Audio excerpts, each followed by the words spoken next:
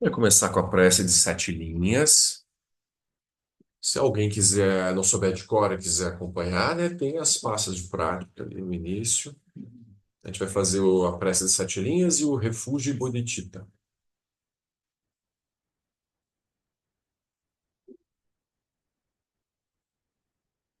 Página 3.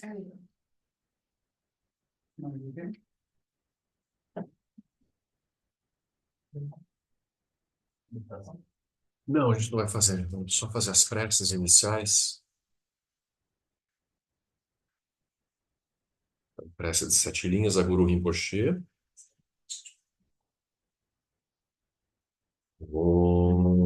Norjen Yuje Nogjansan Emangezar non pola Yatsen Chogin Yodrumye Emajun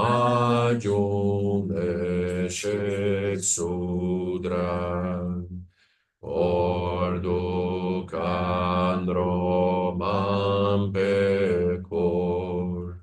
Ceci Jesu da Cruci Gingi Lopci Arshexuso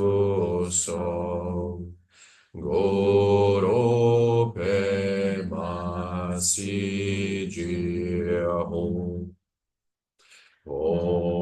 Onarjen Eugen Objansan Remagezar Dom Pola Yatsen Chogin Yodromye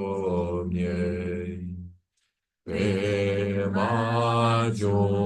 Eshek Sudra Cordo Canro Mampecor Ceci Jesu Dadruci Gingi Lofci Arshexuso Goro Pemasi Jihom Om Narjen Yoji Nubjansan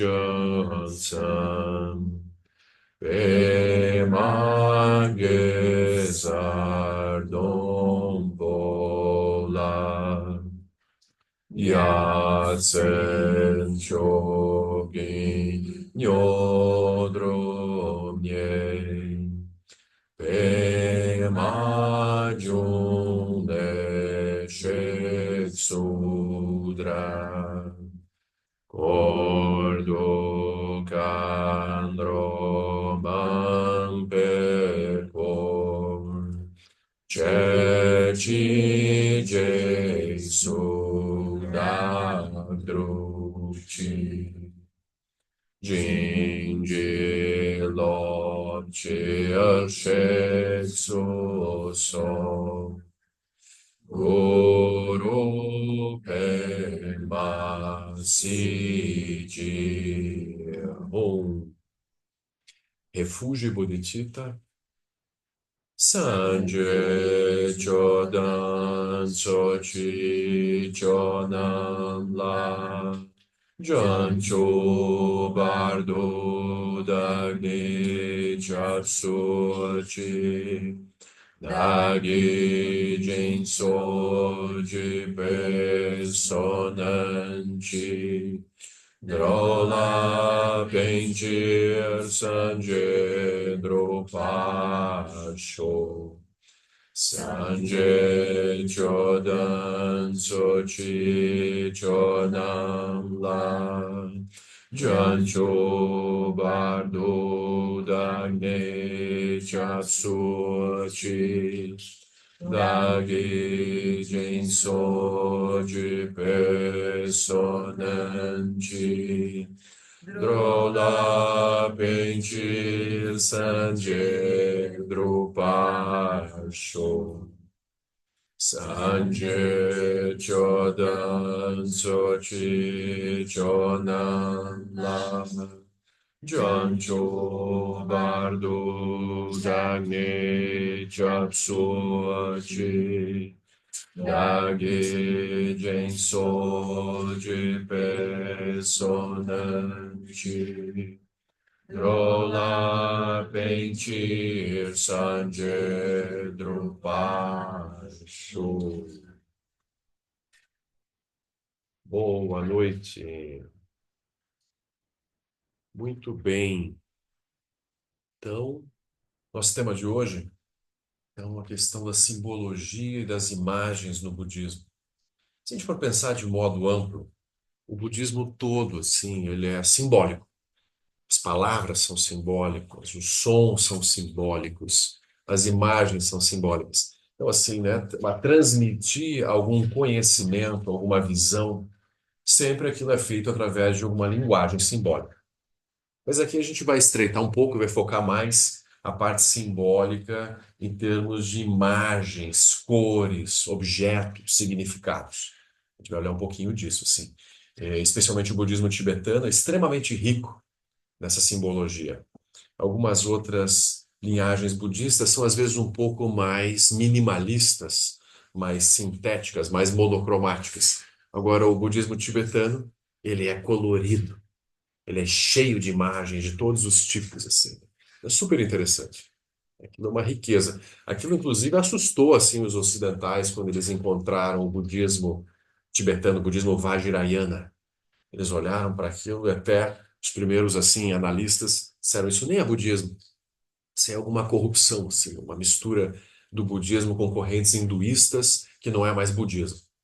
Mas aí aquilo era uma falta assim um pouquinho de compreensão, né, de conhecimento. E à medida em que os mestres tibetanos no exílio começaram a ensinar mais, os mestres tântricos, né, começaram a ensinar isso tudo, foi ficando mais claro, né, o significado dos elementos, né, do Tantra e para que eles servem. Eles não são apenas, né, uma arte bonita, alegorias, apenas imagens interessantes. Cada imagem, cada detalhe em cada imagem tem um propósito pedagógico, didático, ensinar alguma coisa. Tem sempre um ensinamento ali. Então, isso que é interessante. Então, cada imagem é como se fosse assim, o Dharma compactado, um arquivo compactado mesmo. Então, a compactação de dados é isso, né? Você pega uma coisa muito ampla e traduz num arquivo pequeno. Então, as imagens também são assim. Um exemplo, né? A roda da vida budista, né? Aquela imagem lá. A roda da vida, ela é uma imagem. Pode colocar, Giovana, assim, rapidinho, que daí a gente vai gravar aqui junto. A roda da vida, ela tem uma história, né? Super interessante. Então, por exemplo, assim se diz, né, que o Buda Shakyamuni ofereceu a descrição da roda da vida para o rei Bimbisara como um presente que ele iria oferecer para um outro rei, como retribuição a um presente que ele tinha ganho. Aí, assim, como é que eu poderia oferecer um presente de valor inestimável, né, que pudesse, assim, ser mais valioso que um manto cravejado de diamantes? Aí o Buda chamou, né, o artista e descreveu a roda da vida. Esse artista desenhou isso tudo. Então, ou seja, a roda da vida sintetiza todos os ensinamentos do Buda e é o caminho completo para a liberação, numa única imagem. Então, é um exemplo, né, de um ensinamento que contempla todas as classes de ensinamentos, quando olhado com o olhar adequado. Assim. Então, é isso. Então, a gente vai começar um pouco assim. Então, aqui a gente está numa sala de prática, e essa sala já tem muitos elementos. Né? Se vocês entram num templo tradicional budista, aquilo é muito mais amplo e complexo. Mas aqui a gente já tem uma riqueza bem interessante, assim, né? Então, vamos começar, assim, pelo altar, lá em cima, assim, gente, ó. A gente tem aqui em cima os Dhyani Budas, né? Então, tem esses 5 estátuas que representam, né, assim, o surgimento das 5 sabedorias, manifestação delas em meio ao mundo. Então, os 5 Dhyani Budas, eles são como a primeira expressão do Buda primordial. O Buda primordial, aqui a gente não tem uma representação única, mas ele está aqui em cima, ó. Lá em cima de Guru Rinpoche. Estão vendo que tem um Buda assim, nu, sem nenhum adereço, sem nenhuma joia. Então aqui esse representa Samantabhadra, Kuntuzampo, o Buda original. Aquele ali podia ser ou aquele ali já tem a dor? Então aqui eu vou explicar. Aqui é o nosso Buda pai do Abhirati. Esse aqui é Akshobhya. É o Akshobhya. Vamos chegar aqui nele também. Né? Então é muito interessante que essa imagem tenha sido doada aqui, né, para o Sebe Juiz de Fora. E depois, né, o Sebe Abhirati, né, surge como a terra pura de Akshobhya, né? Mas aqui a gente tem primeiro o Buda Samantabhadra, ele representa a mente primordial. Ele não é uma figura propriamente assim, né, existente enquanto um ser real, como um Buda que está em algum lugar, mas ele representa a sabedoria primordial, que é o potencial búdico em cada um de nós. Ou seja, todos nós, a natureza profunda de nossa mente é inseparável de Samantabhadra, o Buda primordial, de uma forma não dualista. Isso começa a complicar os ensinamentos budistas. Então, não é assim, o Buda está lá e nós estamos aqui. Ou seja, a nossa mente já é inseparável da mente do Buda. Só que, enquanto confusão no samsara, a gente não vê isso. Todo o caminho budista tem o propósito de nos ajudar a nos reconectar com a nossa natureza primordial. Ou seja, a realizar que nós já somos inseparáveis de Samantabhadra. Não é assim que um dia, através de muito esforço, muita purificação, superando o meu karma e todas as minhas confusões, eu vou chegar a me tornar uno com Samantabhadra. Não é isso, assim, a gente já é, só que não vê. Então, essa é uma boa notícia, né? Então, assim, a natureza búdica é um ensinamento assim bem importante, né, especialmente na linhagem Nyingma, que é a linhagem que a gente segue no budismo tibetano. Essa linhagem que tem esses mestres assim ali atrás do Ednei, maravilhosos, ó, Shagdu Rinpoche, Dilgo Khyentse Rinpoche, Dudjom Rinpoche. Então, mestres maravilhosos assim que representam, né? E o Lama Santen é ordenado, né? Nosso mestre Lama Santen é ordenado na linhagem Nyingma do budismo tibetano. Então, essa linhagem, ela foca muito esse aspecto de que a natureza de Buda já é algo que não está presente apenas em potencial, como algo a ser realizado através de muito esforço, mas é algo que já está presente como fruto mesmo, como realização disponível. Ou seja, é uma questão de ver ou não ver. Quando a gente vê, a gente é Buda. Quando a gente não vê, a gente é um ser senciente. Simples assim. Por isso que, vamos dizer, o ensinamento fundamental da linhagem Nyingma vai ser a grande perfeição, o Dzogchen, que está bem representado nessa imagem que a gente vai chegar nela também. Eu vou explicar quem são essas figurinhas aqui que representam essa linhagem de ensinamentos, né? Nessa imagem assim tradicional. Mas voltando para os Jnani Budas, a gente tem o Buda branco, Vairochana, Buda da cor branca. A gente tem o Buda amarelo, Ratnasambhava, o Buda azul, Akshobhya, o Buda verde, Amoghasiddhi, e o Buda vermelho, Amitabha. Então, os 5 Jnani Budas representam as 5 faces da sabedoria primordial. Então, por exemplo, o Buda branco, ele representa justamente o aspecto de reconhecer a natural perfeição das coisas no surgimento. Então, a sabedoria de Dharmata. O Buda amarelo, ele representa a sabedoria da igualdade, de entender que todos os aspectos de manifestações no samsara são iguais. Eles não são, eles aparentam uma diferenciação, mas isso é ilusório. Então, o Rata Sambhava, ele nos ajuda a ver que todas as coisas são iguais e, portanto, todos os seres, sem exceção, têm o mesmo direito de ser felizes. Não há um potencial melhor ou pior. Todos, né, representam a mesma base. E a igualdade seria ver assim, né? Com equanimidade todos os seres e manifestar amor e compaixão sem diferenciações por todos os seres de todos os reinos da roda da vida. Então, esse é Ratna Sambhava. E Akshobhya representa a sabedoria do espelho, de ver que todas as coisas se manifestam no lago da nossa mente e são refletidas como se fosse um espelho. Então, assim, a gente acha, por exemplo, que a gente vê pessoas, lugares, coisas lá fora separadas do nosso fluxo mental, como se a gente estivesse aqui dentro e o mundo está lá fora. Esse é o engano, né, cognitivo, que o Buda vai apontar como a base da confusão, a base da ignorância. E a sabedoria do espelho é a sabedoria que nos ajuda a realizar o fato de que tudo que eu vejo é reflexo da própria estrutura da minha mente. Então, realizar a sabedoria do espelho seria entender que a minha mente ela apenas reflete. Então, nas conexões com os seres, a gente vai aprender a ouvir os seres sem distorcer a mensagem que eles trazem. Então, a sabedoria da cor azul, ela permite justamente andar pelo mundo, refletindo as imagens sem distorcê-las, sem projetar conteúdos kármicos individuais. Ou seja, a mente límpida, clara, como um espelho, que apenas reflete e não distorce. Então, esse é a cor azul. O Buda Mogassidi, da cor verde, ele é da sabedoria da causalidade. Oi? Causalidade. É isso, causalidade. Então, ele tem essa clareza de entender os efeitos das ações positivas e negativas e, portanto, ele age de um modo pragmático em meio ao samsara, cortando a negatividade e promovendo as ações positivas. Então, ele está muito associado, até o gesto que o Buda Mogassidi faz é uma mão para frente, assim, obstaculizando a negatividade. Então, ele corta as ações negativas de uma forma lúcida, é, de forma a proteger aqueles que estão tentando realizar ações negativas. Então, ele protege tanto quem vai receber a ação quanto quem está executando a ação.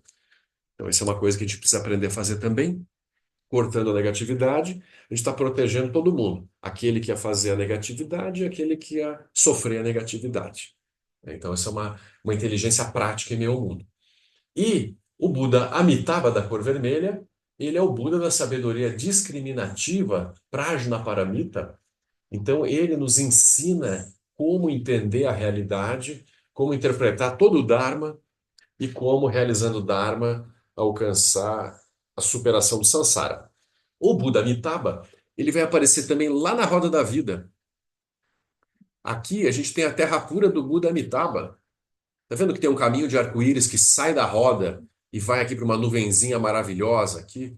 Então a terra pura do Buda Amitabha, Sukhavati, é uma a terra da bem-aventurança, seria um local onde os praticantes que adquirirem mérito suficiente podem renascer após a morte para praticar lá até alcançar a liberação. Então, é um ambiente já fora da roda da vida que permite uma prática mais fácil do que aqui no reino humano.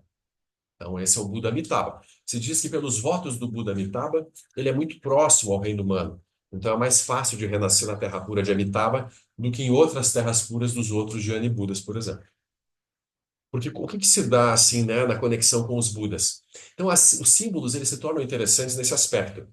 Quanto mais eu me conecto com o símbolo, aquilo vai povoando o meu inconsciente, o meu alaya vijnana, minha consciência substrato, vai deixando marcas. Pode ver assim, a gente está o tempo todo povoando o nosso inconsciente, com filmes, sons, contatos, marcas mentais variadas que vão deixando impressões que vão gerando consequências. Por exemplo, você assiste um filme de terror antes de dormir, em geral, você vai sonhar e vai ter sonhos conectados com aquilo, aquelas imagens que você, né, povoa a tua mente.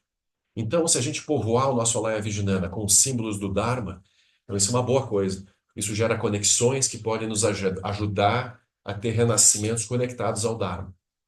Então, essa é uma boa coisa, né, a gente, assim, antes de dormir, olhar, assim, né, as imagens, né, vídeos, sons, onde a gente se conecta pelo visual, pelo auditivo, pelas leituras, pelos cheiros, né? O budismo usa e abusa também dos incensos, né? Então, você entra num templo, assim, são aqueles cheiros, né, de substâncias queimando, ervas variadas, assim, que eles fazem os incensos, né? Bem puros, não? Incensos com pouca química. Então, pelos cheiros também, pelos sabores. Tem várias práticas budistas que envolvem também alimento. Tsog é uma cerimônia em que a gente oferece assim os vários sabores para cada praticante experimentar e ele se mistura, né, o salgado, o doce, o astringente, o ácido, o azedo e a gente vai experimentando aqueles sabores e vendo como que assim, qual que é a fronteira entre os sabores. Quando você mistura um pouco de tudo, você começa a perder um pouco o referencial e começa a ver que os sabores também são construídos, que eles não são fixos. E assim por diante. Então, todos os sentidos, eles são canais para a gente atingir a liberação.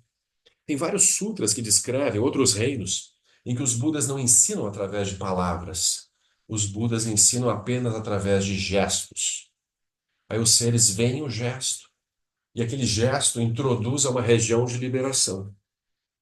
Outros lugares, os incensos produzem liberação, cheiros específicos. A gente pode ver como os diversos cheiros nos levam para posições de mente diferentes. Não é verdade? Então, por exemplo, quem gosta de incenso, chega perto assim de um lugar onde tem um incenso, aquilo já produz um certo impacto na mente. Os sons, né? Então, os sons também. Por exemplo, o sino de meditação. Dom. Aquilo, o budista, ele já até está doutrinado, né? Ele está passando na rua, ele ouve um sino, ele já para. Opa, vai começar a sessão, né? Então a gente está acostumados com o som do sino, tem o som da concha, né? Concha do Dharma, é um símbolo super comum também. Também faz parte dos 8 símbolos auspiciosos. É um que a gente não tem, a gente precisa arranjar fazer uma faixinha com os 8 símbolos auspiciosos também para colocar na parede.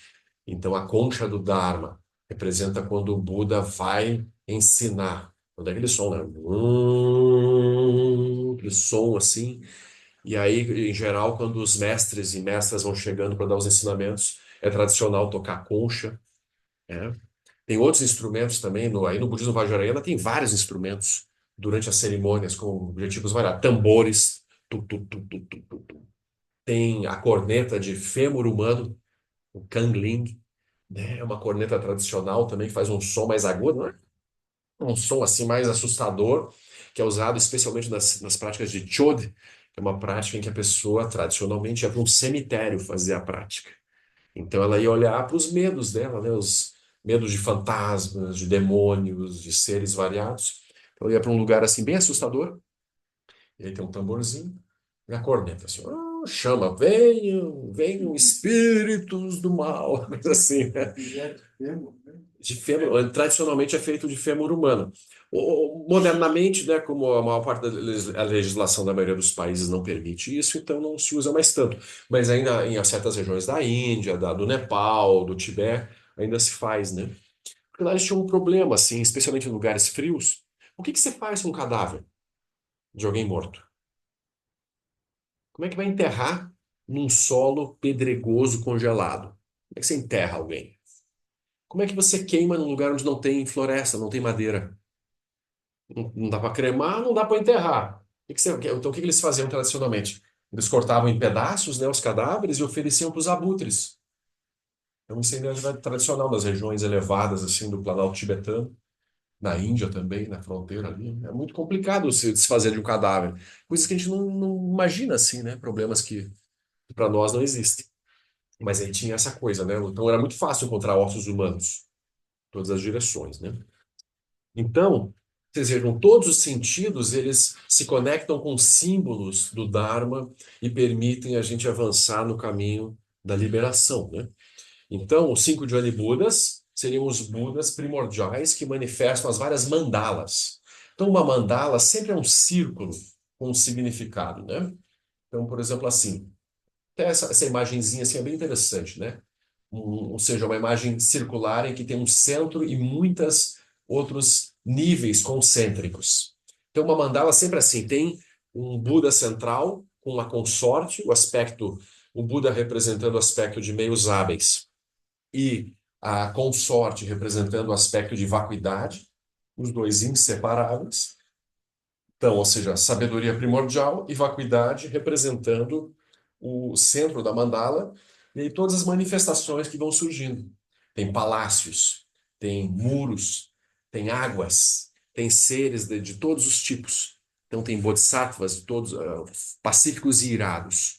Então, esse é um aspecto interessante também na iconografia tântrica. Você tem imagens não apenas pacíficas. Por exemplo, o próprio Buda. O Buda tem imagem mais pacífica do que o Buda Shakyamuni. Então o Buda ele é tão agradável a imagem dele que as pessoas colocam em bares. Não tem Buda Lounge. Não tem? Então o Buda ele transmite uma coisa agradável para todo mundo. Um jardim. A pessoa nem sabe quem foi o Buda, mas tem um Buda no jardim junto com 7 anões. Assim. Aquilo se mistura, né, modernamente, né? Tem o gnomo, a fada, né? E o Buda. Então o Buda está lá, pacífico, né? Rosto sereno, a mão no chão, a outra mão com a tigela de mendicante, né? As pernas cruzadas, né? Então a gente vê que o Buda está bem. Então a imagem do Buda, ela também nos transmite a própria essência da meditação. Por isso que também é clássico a pessoa começar a meditar colocando uma estatuazinha ou uma imagem impressa do Buda assim diante dos olhos, assim mais ou menos a 45 graus, uma imagenzinha do Buda, e aí você contempla a imagem do Buda. É como se você estivesse copiando o Buda. Então isso, todo o processo de aprendizado é baseado em imitação e cópia. Ou seja, você olha para aquele que já sabe fazer aquilo e vai meio que imitando e vai copiando e tua mente vai indo para a mesma região. Então, o Lama Santo tem um ensinamento assim que ele sempre diz: quando você está ouvindo um ensinamento, o mais importante não é o conteúdo em si, mas ele diz onde está a mente do mestre que revela aquilo. Ou seja, a região da onde ele transmite o ensinamento é mais importante que o ensinamento em si. Então, se você quer acessar o ensinamento, você tenta acessar a região mental que ele está acessando. Então, o Buda, ele transmite isso diretamente através de uma imagem, de uma estatuazinha.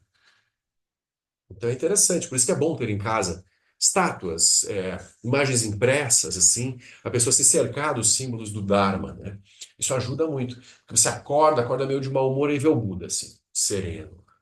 Ó, o Buda não se mexeu desde ontem, tá lá ainda meditando, paradinho.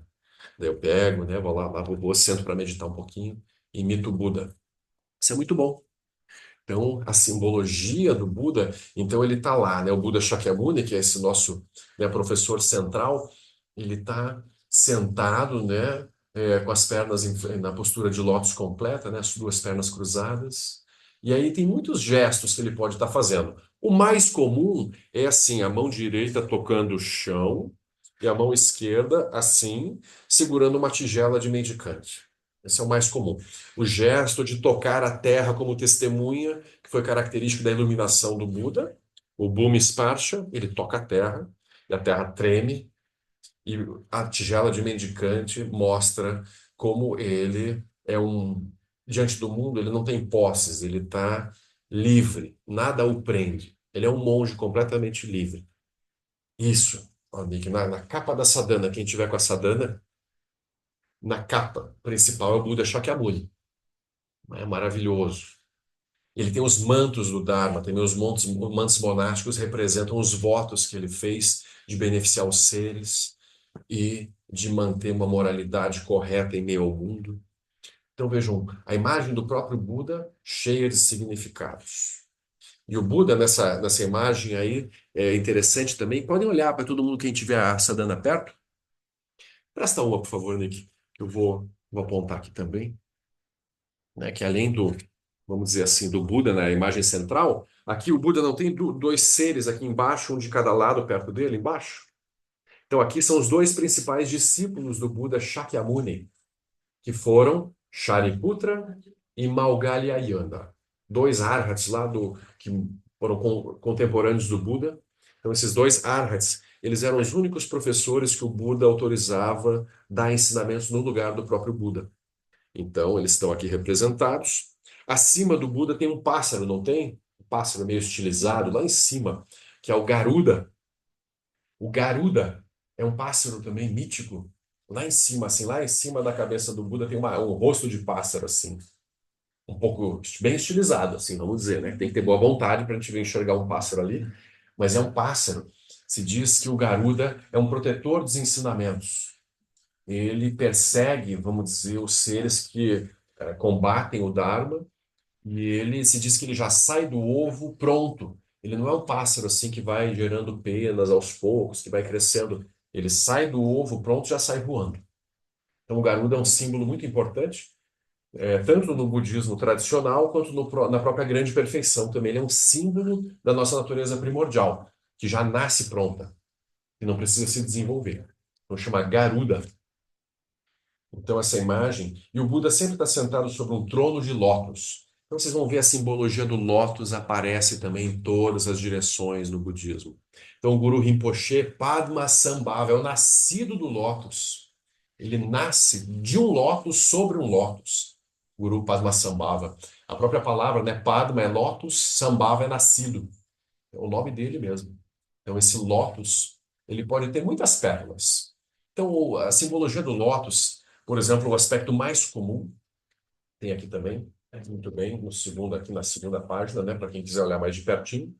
A mesma imagem que está ali, está aqui na segunda página, né, Guru Padmasambhava. Então, o lótus. Por que o lótus é um símbolo tão importante? Porque o lótus é uma flor que nasce do lodo. Então, assim, uma flor, quem já viu um lótus genuíno, né, aqui no Brasil não é muito fácil de encontrar o lótus indiano mesmo. A gente tem uma imitação do lótus que é o nenúfar. Lá no Abirate tem, né? Você pega no lago aquela florzinha cor-de-rosinha assim, né? Que dá assim, não é bem a Vitória Régia, mas é parente da Vitória Régia lá da região norte, né? Que dá aquelas coisas enormes. Então dá aquele nenúfar. Mas o lótus mesmo indiano, ele dá uma florzona assim enorme, né? Cheia de pétalas. No Jardim Botânico no Rio de Janeiro tem, na época do ano dá assim, é muito lindo. E realmente, dá no lodo mesmo, surge um talo enorme, dá uma flor assim, 1 metro de altura, mais ou menos, acima da água, dá aquela florzona. Então, o lótus sempre foi um símbolo de algo que nasce onde tem lodo, onde as coisas não estão muito bem, cheirando bem. Ou seja, o lótus, ele parte da confusão, das negatividades, das coisas confusas do samsara, e ele se manifesta como algo maravilhoso, puro, agradável, cheiroso. Então, ele representa a nossa própria natureza também, de sair dos aspectos negativos do samsara, de a gente se manifestar como um lótus e nascer sobre um lótus, como pessoas que buscam alcançar a iluminação e ajudar os outros seres também a sofrerem menos. Ou seja, o ideal do Bodhisattva, o ideal daquele que nasce para não apenas pensar no melhor para si mesmo, mas para também ajudar os outros seres a não sofrerem tanto no samsara. Então, essa é a simbologia do lótus. Então, a gente pode renascer a qualquer momento, né, sobre o lótus. Então, se eu penso apenas em termos sansáricos, eu estou constantemente buscando o quê? Benefícios para mim mesmo. A mentalidade do samsara é qual? Eu primeiro, né? Depois, se sobrar alguma coisa, para os outros. A mentalidade do Bodhisattva é qual? Não, eu e os outros somos inseparáveis. Eu tenho o mesmo direito de ser feliz que todos os outros, então não faz sentido eu me colocar na frente dos outros. Eu e os outros temos que andar juntos. E até se eu tiver que me sacrificar pelos outros, eu me sacrifico, porque eu já tenho um pouco mais de elementos para lidar melhor com as dificuldades e os seres nem todos têm. Então, esse ideal é muito importante. Ele é o centro do budismo Mahayana. E ele está representado em toda essa simbologia também. Então, todos os bodhisattvas e budas são seres que se dedicam integralmente a ajudar os outros seres a superarem o lodo do samsara, a confusão, as emoções perturbadoras, as guerras, a fome, todas as desgraças, né, do mundo representam esse lodo. E o lótus é a capacidade de se elevar além da confusão e, enfim, manifestar qualidades positivas, né? Então, o Buda Shakyamuni transmite isso. E aí, Guru Rinpoche Padmasambhava, que é o Buda que levou o Dharma ao Tibete, assim é considerado um dos grandes introdutores do Dharma no Tibete, ele é uma figura especial, né? Ele é uma figura considerada, assim, uma emanação direta do Buda Amitabha. Então, quem que está aqui nessa imagem? Lá em cima eu tenho Samantabhadra, o Buda original. Aí, aqui ao lado, eu tenho Garab Dorje, que foi o primeiro mestre humano que deu os ensinamentos da grande perfeição, do Dzogchen. Então, Garab Dorje também existiu como mestre físico no reino de Odiana, de Ordem, assim como o Guru Rinpoche, lá na Ásia Central, numa região onde hoje é um pedaço do Paquistão. Então, o Garab Dorje é muito importante também para os ensinamentos do Dzogchen. Aqui do outro lado eu tenho Vajrasattva. Vajrasattva é um Buda também completamente iluminado, que representa a pureza primordial de todas as manifestações. Então, Vajrasattva é quem emana Garabdorje. Ele poderia dizer assim: Samantabhadra emana Vajrasattva, que emana Garabdorje. E eles são os grandes responsáveis pelos ensinamentos da grande perfeição. Aí aqui eu tenho Amitabha, o Buda da luz infinita. Amitabha é quem emana Guru Rinpoche diretamente. Então se diz que Guru Rinpoche nasce da língua de Amitabha.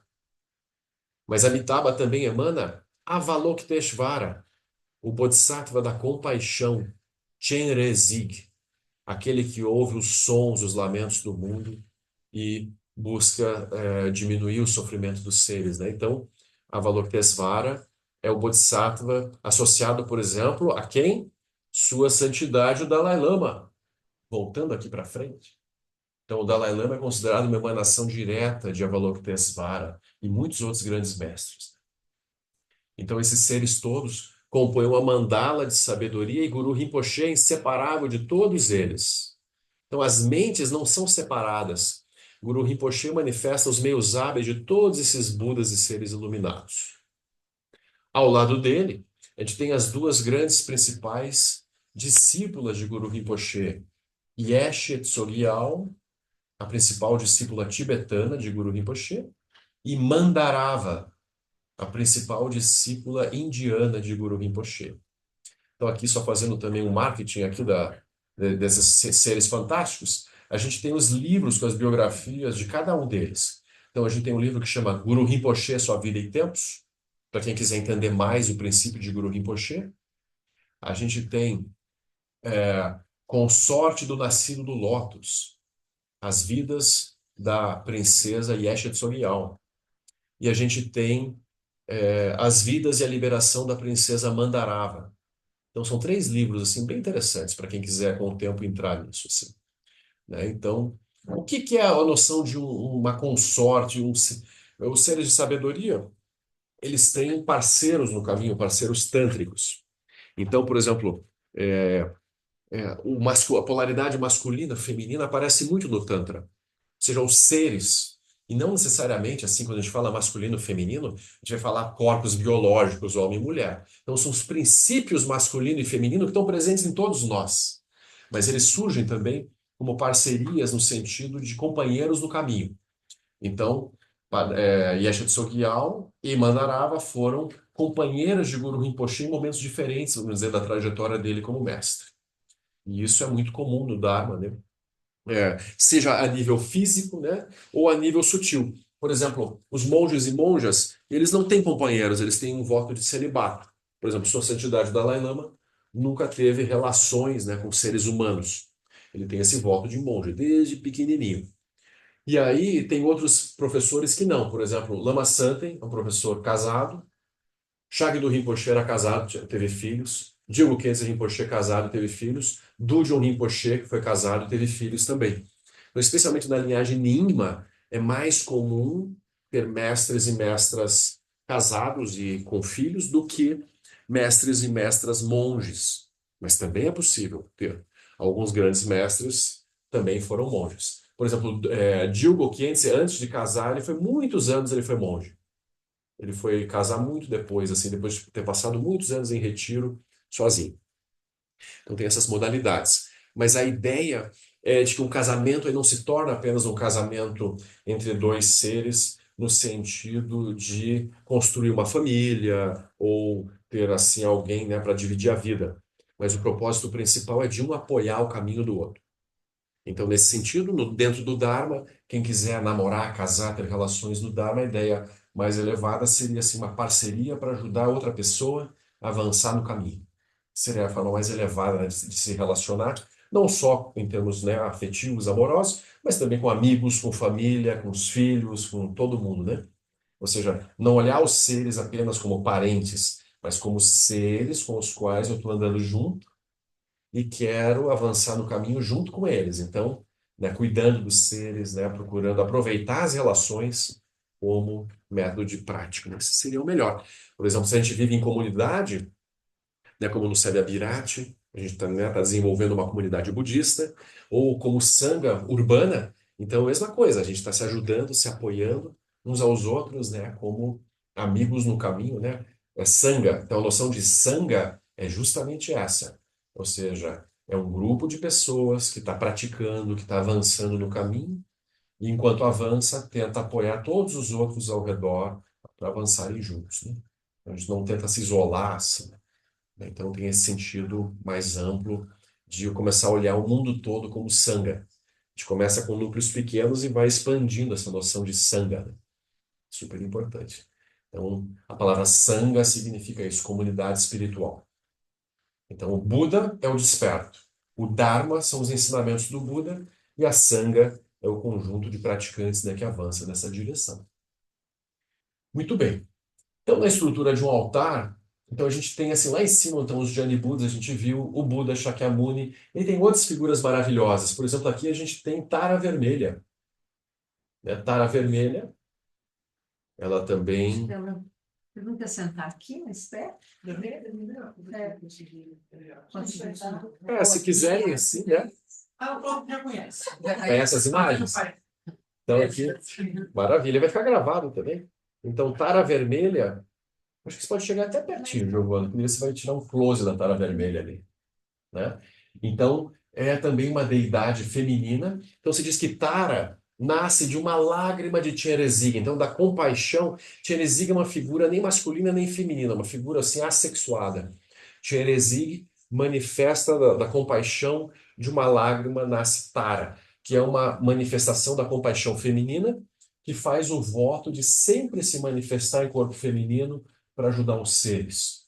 Porque os seres, eles precisam da energia de pai e mãe, né? Especialmente no reino humano, tem essa polaridade pai e mãe.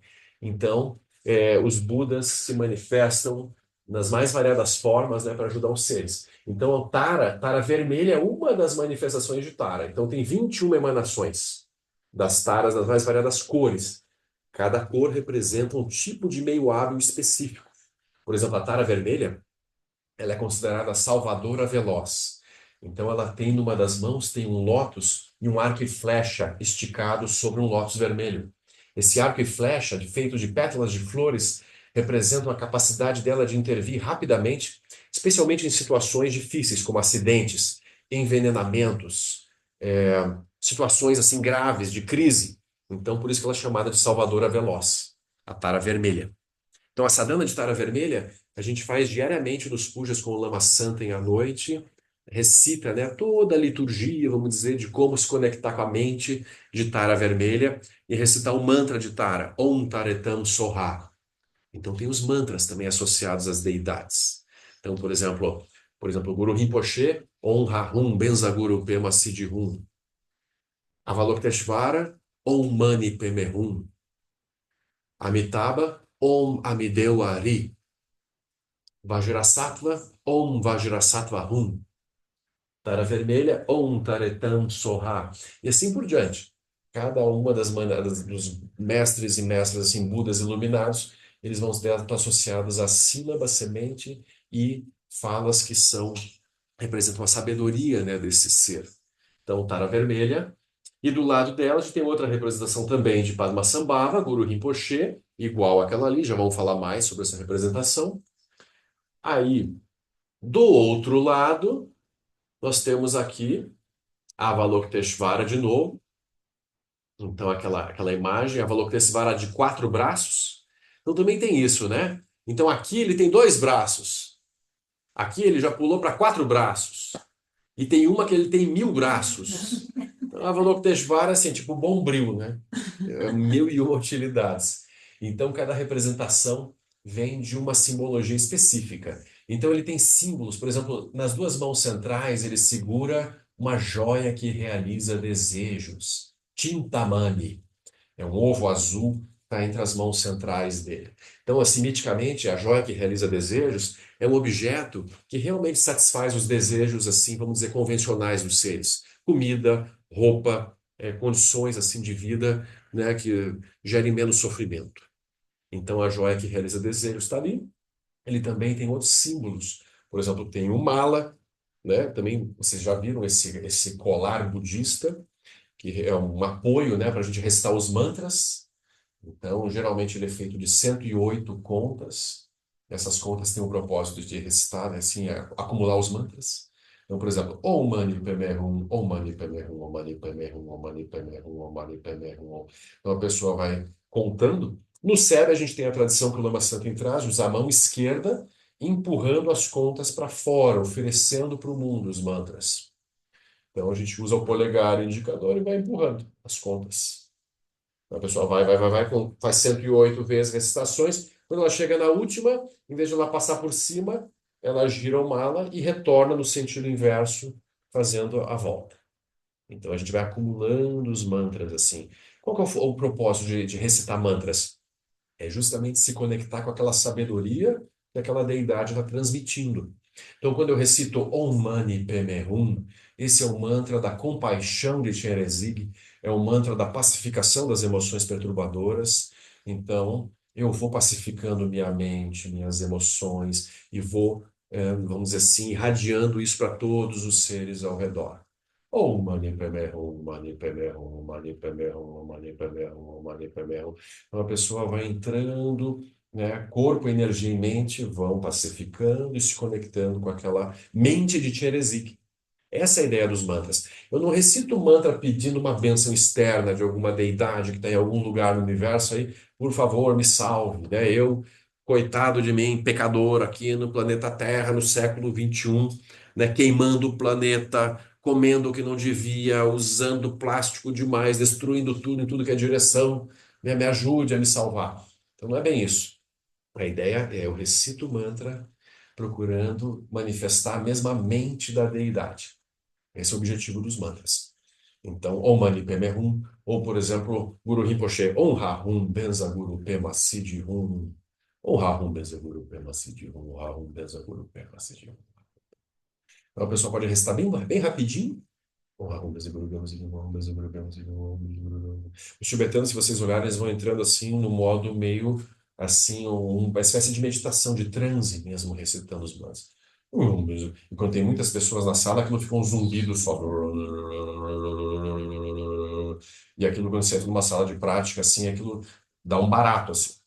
Tem essa ideia mesmo de as pessoas né, irem para um estado alterado de consciência que elas vão poder acessar aquela sabedoria de uma forma mais fácil, assim, né?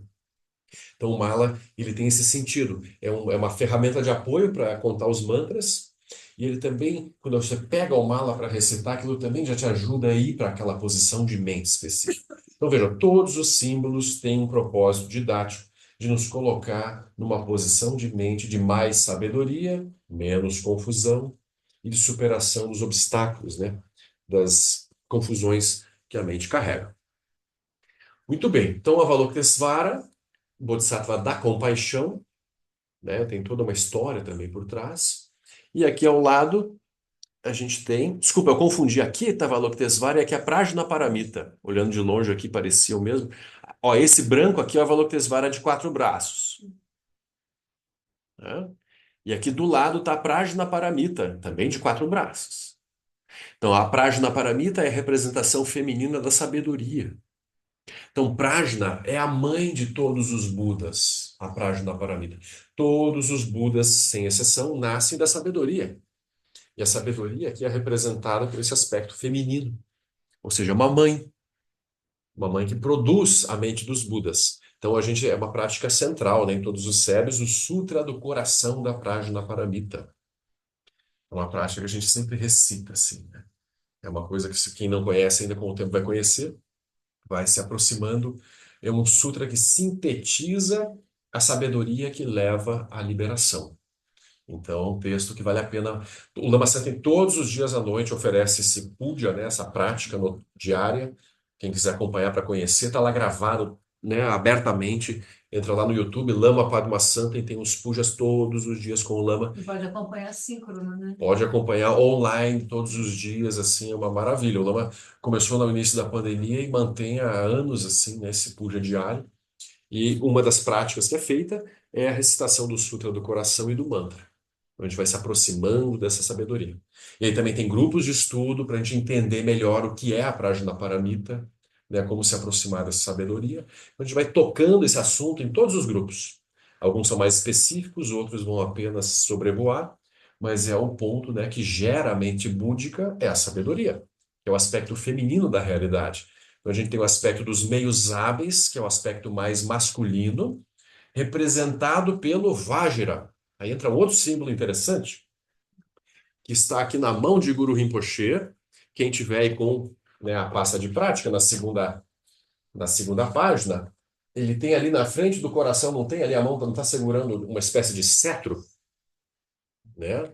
É um símbolo muito interessante, o Vajra, ou Dorje em tibetano. Ele é um símbolo que tem 5 pontas de um lado e 5 pontas do outro. E essas pontas estão unidas por uma esfera no centro. Então, essa esfera representa a vacuidade no centro das duas polaridades. E aí, de um lado, eu tenho as 5 sabedorias, 5 pontas, e do outro lado, eu tenho os 5 reinos do Sansara. Então, ele faz assim a transição entre os reinos e as sabedorias. As 5 sabedorias, a gente lembrou rapidamente os Jnana Budas, mas o Vajra ele representa, é como se fosse assim algo cortante. Inclusive, a palavra Vajra está associada a uma substância dura, indestrutível, mais dura que o diamante. Às vezes ele é traduzido como diamante, mas não é diamante, é muito mais duro que o diamante. É algo indestrutível, algo invencível, algo que não pode ser obstruído. Então, tem as 7 qualidades do Vajra. Algo assim que é uma substância que representa o quê? Representa a sabedoria primordial da nossa própria mente, com os seus meios hábeis que cortam através de qualquer confusão. Então, o Vajra, ele tem esse sentido meio que de uma arma mesmo, uma arma que corta a negatividade, corta a confusão, corta a ignorância. Então, o Vajra representa esse aspecto masculino da sabedoria. E o aspecto feminino da Prajnaparamita é representado pelo sino. Então, aqui, a gente não tem exatamente um sino, mas não é esse sino aqui, assim. É o sino que está, deixa eu ver, na mão de Vajrasattva. Aqui não vai ser muito fácil de ver. Vejam se vocês conseguem ver na imagem, não vai dar para ver. Mas Vajrasattva segura um Vajra numa mão e um sino numa outra mão. Então, esse sino a gente segura assim com a mão e ele faz um blém, blém, blém, blém, blém, blém, blém, né?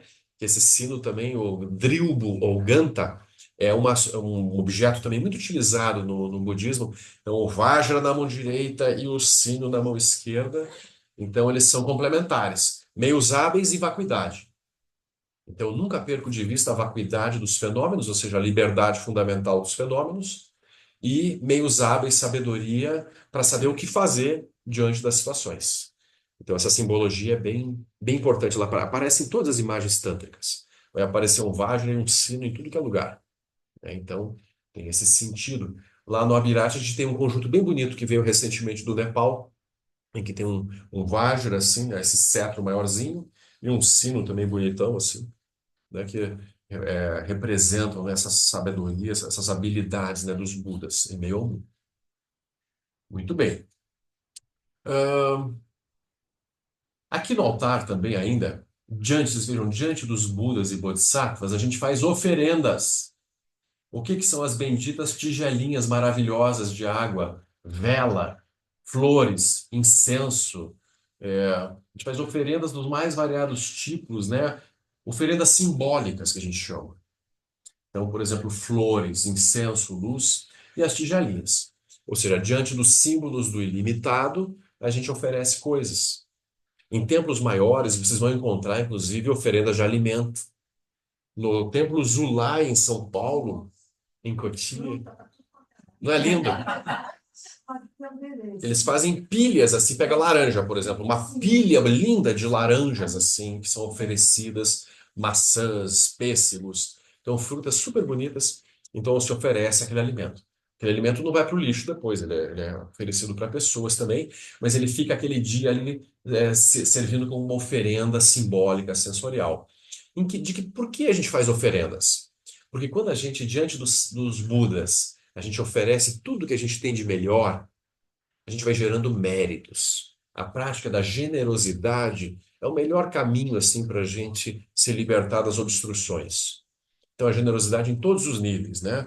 Generosidade material, generosidade de proteção, generosidade de tempo, de energia, de tudo que a gente possa oferecer para os seres, é uma forma muito assim adequada para a gente avançar rapidamente no caminho espiritual. Onde não tem generosidade, tem uma mente autocentrada, uma mente avarenta, uma mente que só pensa em si primeiro.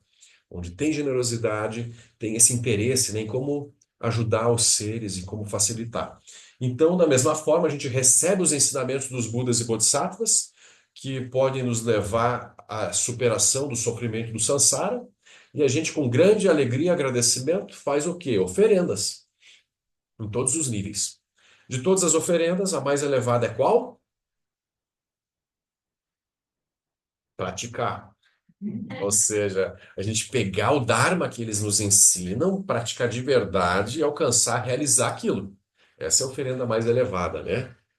Mas não, ainda não conseguindo oferecer apenas, né, o Dharma de forma perfeita, aí tem outras formas de oferecer.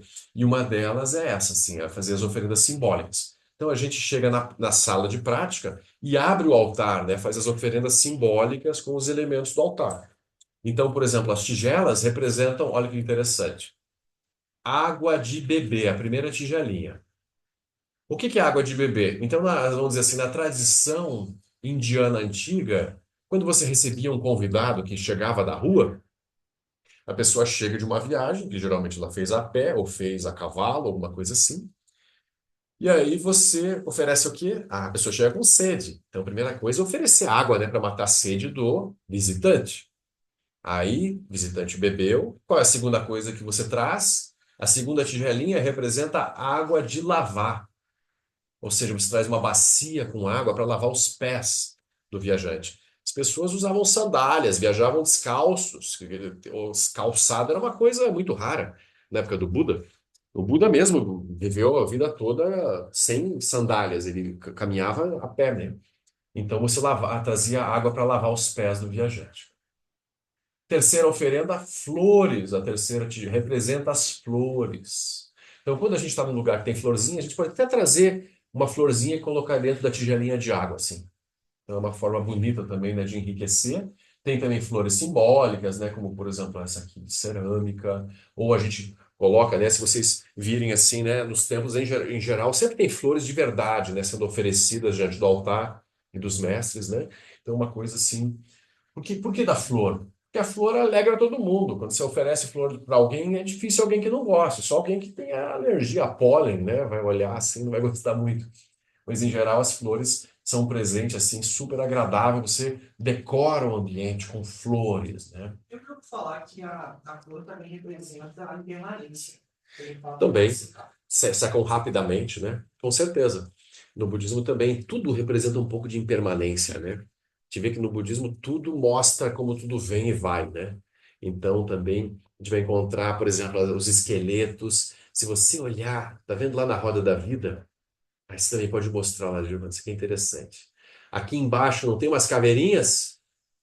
Aqui as caveirinhas dançando, né? Parece a dança macabra, né? Sansão. E aqui você tem a caveirinha jogando videogame diante da televisão, né? Essa é maravilhosa, né? Ou seja, os seres perdendo tempo na vida, se divertindo, curtindo a vida adoidado e o tempo passando, daqui a pouco morre, caveirinha, né? Então, assim, é bem isso.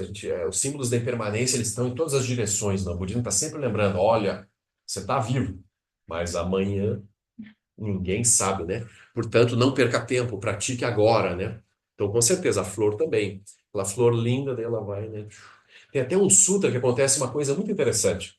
Tinha uma rainha, a rainha Kema, que era muito bonita.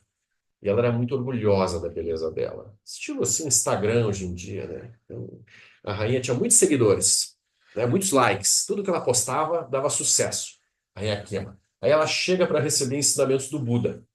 Aí o Buda olha de longe, ele vê o orgulho dela vindo na frente dela, né? Imagina se o porte da rainha se movendo e os serviçais ao longo dela, né? Cuidando do vestido dela, aquela coisa assim de rainha, né?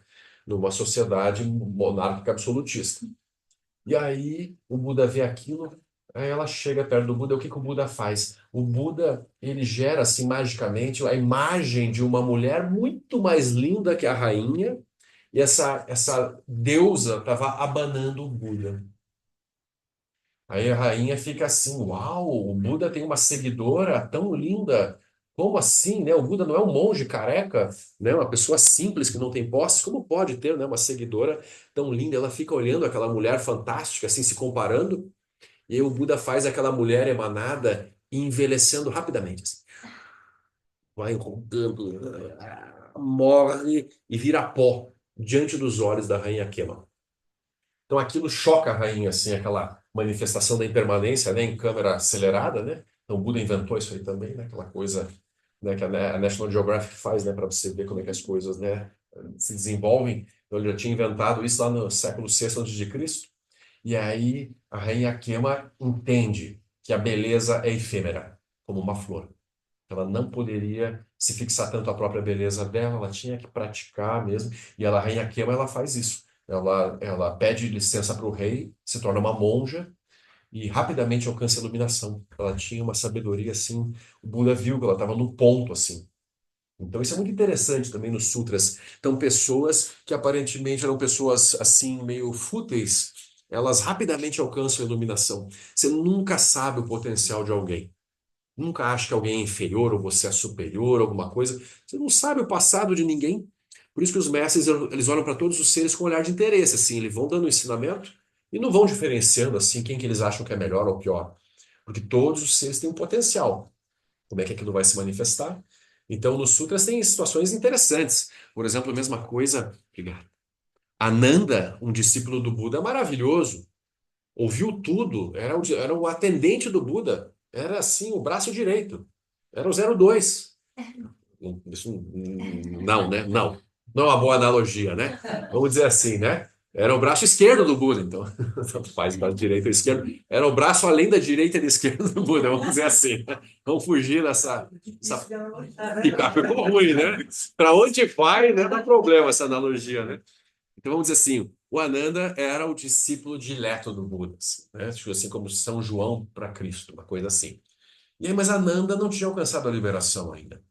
E Ananda, numa situação, ele se encanta com uma moça que se diz que fez um encantamento, né, sobre ele. E aí, quando vê, ele estava prestes a romper os votos monásticos de celibato dele. E aí, é, o Buda, de longe, vê Manjushri, intervém, salva o Ananda do pecado que ele ia cometer. Resumindo, o Ananda e a moça vão até o Buda para receber ensinamentos. E aí eles chegam lá e o Buda começa a fazer perguntas para o Ananda para didaticamente conduzir a mente do Ananda para o Ananda entender como é que você se deixou seduzir pela figura dela. Ou seja, como é que você ia romper os teus votos porque você se encantou e se distraiu dos teus votos, né? E aí o Ananda ele vai sendo conduzido a entender a própria mente dele, de como que ele tinha caído. Só que o Ananda demora um pouco mais. A menina, a Psiti, que a princípio era uma pessoa comum do mundo, filha de uma feiticeira, a Psiti ouviu o Dharma do Buda, rapidamente entendeu e alcança a liberação do Sutra. Rapidamente, sem treinamento longo. Então, muito interessante, né? Então, os sutras mostram claramente que não há diferenciação entre jovens e velhos, homens e mulheres, classe alta, classe baixa. Então, nos sutras, pessoas das mais variadas tendências e seres de outros reinos também, do reino dos nagas, do reino dos deuses, seres alcançam a liberação também, rapidamente. É bonito de ver. Então, a gente estava aqui na flor. Água de beber, água de lavar, flores. Aí a quarta tigelinha, incenso. Então aí a gente vai fazer isso. Então, deu de beber, lavou os pés, ofereceu flores, agora põe cheiros agradáveis para agradar o visitante que estava chegando.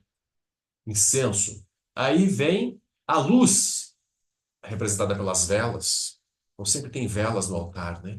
Então a luz é um símbolo universal, né, do caminho, o caminho da iluminação a gente está buscando no budismo. Ou seja, como através da ideia de esclarecer, de iluminar propriamente, e a luz física, a luz visual para nós ela é muito importante, né? Ou seja, é muito mais difícil andar no escuro. Então a luz, o sol, a lua representam, né, essa, é, esse aspecto da mente que vê. É um aspecto sutil interno da mente que vê as coisas como são.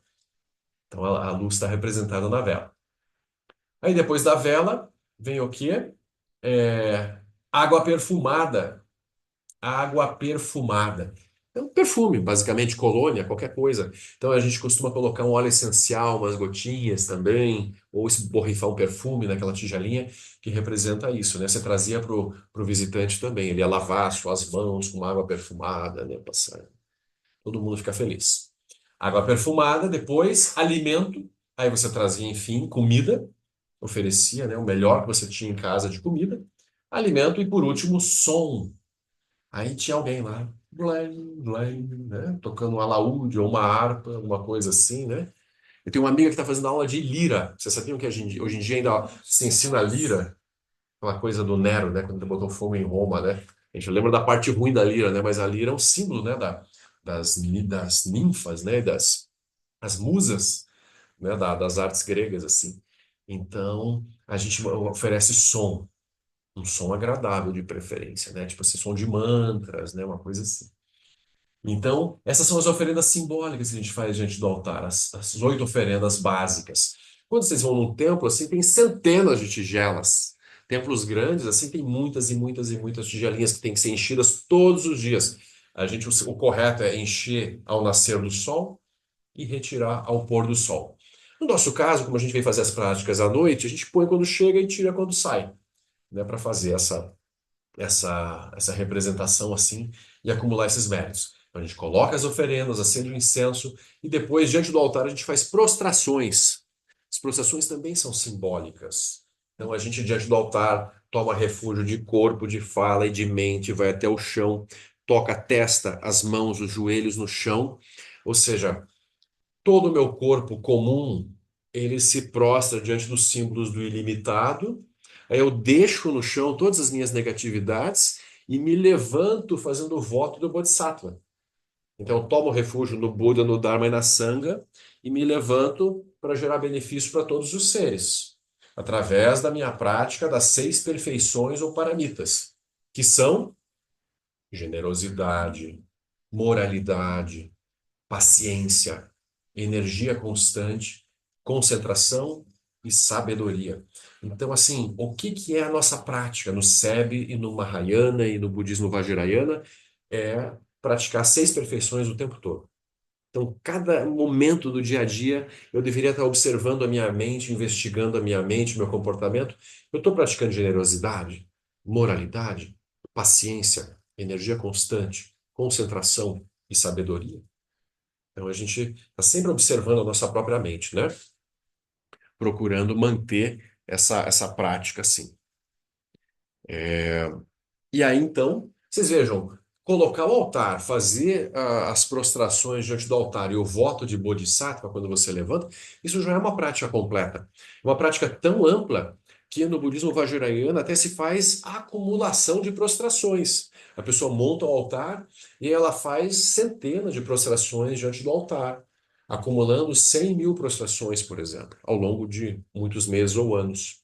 É um exemplo de prática em que a pessoa está purificando. Voltou.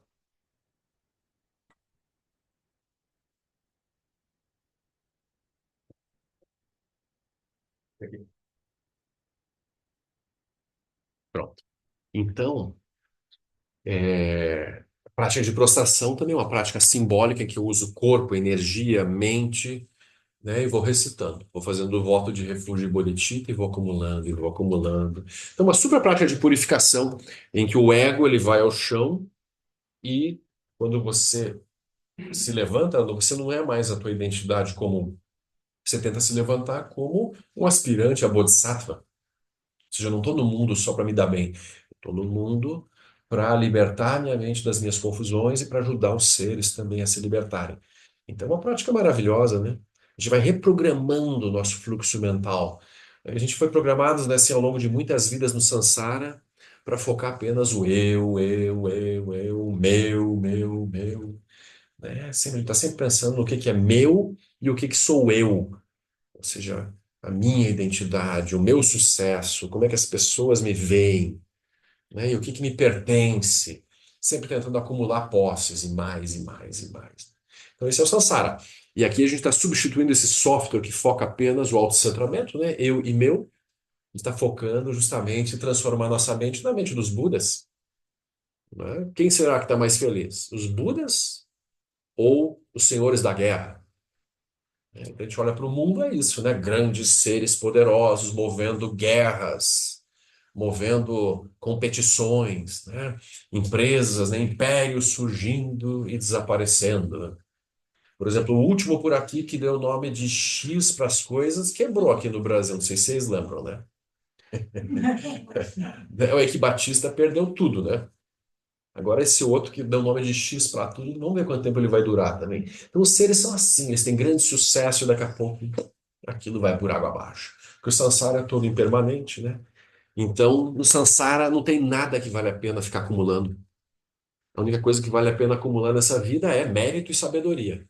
Então, todo o caminho ele é estruturado assim: como gerar méritos através de ações virtuosas e como acumular sabedoria, né?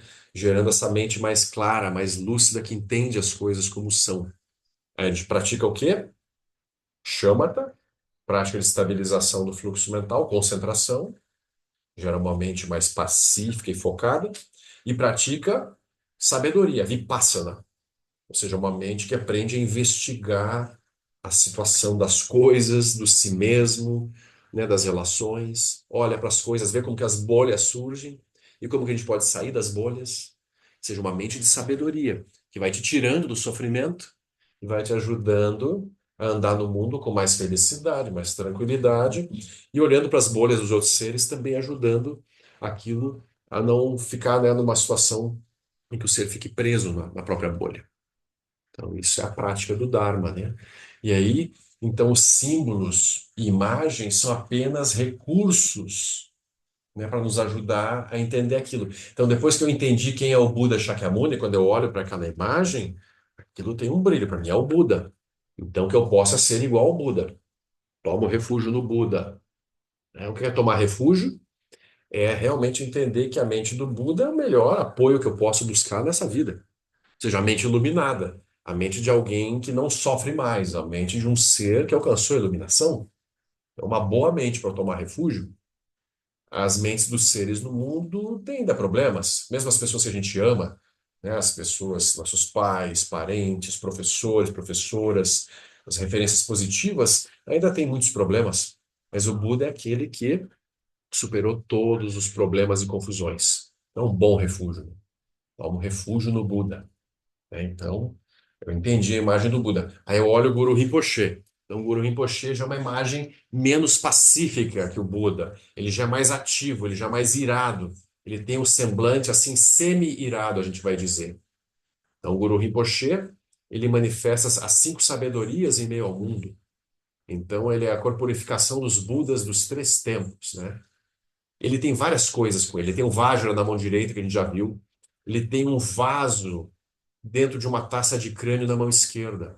Então, essa taça de crânio é isso mesmo, é um crânio humano cortado pela metade. É uma kapala. A kapala é essa taça, assim, da característica do Tantra, em que ele tem o néctar da imortalidade ali dentro. E o vaso de longa vida na mão esquerda dele. Aí, junto com ele, tem uma coroa de 5 pontas. É um chapéu de 5 pontas. Esse chapéu representa o domínio sobre as 5 sabedorias que o Guru tem. Lá no alto da cabeça dele tem uma pena de abutre, lá no topo da cabeça. A pena de abutre significa que a visão dele é a mais elevada, porque o abutre é considerado o pássaro que voa mais alto, né, na Ásia. Ele tem a visão mais elevada de todas. Ele também tem aqui ao lado dele um tridente, assim um cetro na vertical, que tem 3 pontas. Essas 3 pontas representam os 3 kayas, né, os 3 corpos do Buda, Dharmakaya, Sambhogakaya e Nirmanakaya, e também representam os 3 canais de energia que correm no corpo humano, o canal central de sabedoria, o canal direito e esquerdo do Sansara. Aí você tem 3 caveirinhas aqui. Uma caveira recém-cortada, ou seja, uma cabeça ainda pingando sangue. Aí tem uma caveira já apodrecendo e uma caveira seca. Essas 3 caveiras representam que Guru Rinpoche está além de passado, presente e futuro, ou que ele também domina os 3 venenos, ignorância, desejo e raiva. Ele está além disso tudo. Aí tem aqui um lenço amarrado nesse cetro, esse lenço branco, que representa o domínio de Guru Rinpoche sobre todos os veículos, os 9 yanas ou caminhos tântricos. Todas as possibilidades de caminho. E esse cetro, esse cajado, ele tem um nome. É a Katvanga. Então, a Katvanga representa também a consorte aqui no caso. E é Shetsogyal. E Eshet Tsogyal, na forma oculta ou secreta, é o próprio cetro Akatvanga. Então, o Guru Rinpoche, ele carrega, né, esse cetro representando as realizações dele. Ele mesmo, ele tem vários níveis de mantos aqui, se vocês olharem. Ele tem um manto mais externo marrom, um manto açafrão, um manto azul. Então, esses vários níveis de mantos que estão sobre o corpo dele representam os vários níveis de votos que ele tem. Desde os votos comuns de liberação individual, que são as regras monásticas, aí os mantos do Bodhisattva, do Mahayana, e os mantos tântricos do praticante Vajrayana. Então, são os três níveis de prática dele. Então, o Guru Rinpoche também tem vários adornos, né? Colares, brincos, todos os símbolos, né, do Sambhogakaya. E ele está aqui sentado numa postura, né, em que ele está pronto também para levantar e agir em meio ao mundo. Então, as pernas dele geralmente não estão na postura de lótus completa, como o Buda Shakyamuni, mas ele tem uma perna na frente e a outra recolhida. Então, ele está pronto para levantar. Ele está sentado sobre o lótus, né, como a gente já falou. Ele nasce do lótus. Então, ele representa, né, todas as habilidades em meio ao mundo. Ele também aqui está cercado por deidades iradas. Aqui embaixo é uma das manifestações de Guru Rinpoche, que é Guru Drakpo. Guru Drakpo é uma forma irada de Guru Rinpoche, envolto em chamas vermelhas. Ele segura um escorpião aqui na mão esquerda, como um meio hábil também de curar todos os venenos e obstáculos no mundo. Aqui algumas pessoas acham que é Dorjedrolo, mas não é Dorjedrolo. Aqui é Guru Drakpo, é outra emanação irada. E do outro lado, a Dakini face de leão, Simhamukha, também é uma manifestação irada, uma energia feminina irada que pisoteia, né, assim, a confusão do ego, das energias focadas no autocentramento. Então também tem muitas práticas de Dakini face de leão, é uma deidade muito forte no budismo tibetano. E aqui, por último, lá embaixo, nós temos o Abade Shantirakshita e o rei Trisson Deutsen, que juntos com o Guru Rinpoche, eles três foram os grandes introdutores do budismo no Tibete, lá no século sétimo e oitavo depois de Cristo. Então, o rei Trisson Deutsen, um grande imperador, né, do Império Tibetano, e o Abade Shantirakshita indiano, que veio estabelecer a sanga monástica no Tibete. E sempre diante das imagens, as oferendas aqui na base, né? O arco-íris sempre representando, né, a iluminação, né, de todos os Budas. O corpo de arco-íris é uma manifestação constante também na simbologia tibetana, né, representando toda essa imagem. As cinco cores, o arco-íris também aparece muito nas bandeirinhas de oração, como a gente tem aqui em cima, né? Então isso aqui é muito comum, os cavalos de vento, Lungta. Vocês vão olhar nas imagens tibetanas, milhões e milhões de bandeirinhas em todas as direções, né, espalhando os mantras e as bênçãos, né, dos Budas em todas as direções. Então é muito comum o praticante de budismo tibetano ter bandeirinhas em sua casa, colocadas geralmente do lado de fora, para que o vento, né, siga espalhando essas bênçãos. Por exemplo, lá no Abirati, a gente tem uma estrutura, né, com 108 bandeiras maiores de Prajnaparamita, com as cinco cores, que ficam lá o ano inteiro, né, esvoaçando, né, elas vão rasgando e vão realmente assim, desfiando, espalhando o Dharma. Aí, uma vez por ano, no dia 8 de dezembro, a gente faz a troca das bandeiras, a gente substitui as bandeiras do ano anterior por bandeiras novas, assim. Então, é um símbolo muito poderoso, né, a bandeira de oração. Então, é bacana ter em casa, quem puder, né, se tiver. É um conjunto que representa as cinco sabedorias dos Jnani Budas e sempre tem as preces aqui. Por exemplo, aqui é Guru Rinpoche. Tem a prece de 7 linhas, né, associada a Guru Rinpoche, que a gente sempre recita no início das práticas. Mas também tem esse conjunto de bandeirinhas com os 5 Jnani Budas também, né, também apresentados. Tem algumas bandeiras com tara vermelha, tara verde e assim por diante. Então as bandeiras, elas têm também essa... Você vai ver, casa de budista, você de longe vê, ela tem um budista. Bandeirinha, né? É bonito de ver, né? Você está numa cidade... Né? É muito bom, porque às vezes as pessoas colocam na janela, assim, você já Exatamente. sabe. É isso aí. Parece que se precisar pedir ajuda pra alguém, você vai bater lá, né? É isso mesmo, tem uma irmandade que vai surgindo assim, né? Esses dias lá do Rio também, eu olhei um apartamento lá, lá budista, né? Quando você vê aquilo, tem essa conexão, né? Tem que cuidar para ver se não é de São João, se você não está se confundindo, né? Às vezes é bandeirinha de São João também, né? Hum. Mas, é assim, é um ponto assim que vale a pena também. A gente está produzindo lá já faz anos, né? Produzindo as bandeirinhas. Então, também quem quiser participar, a gente faz às vezes, né, mutirões de produção de bandeirinha. Então faz um silk screen lá meio amador, né? E vai tirando bandeirinha. Amador não, profissa. Profissa, né? Vamos dizer assim, quase profissa, né?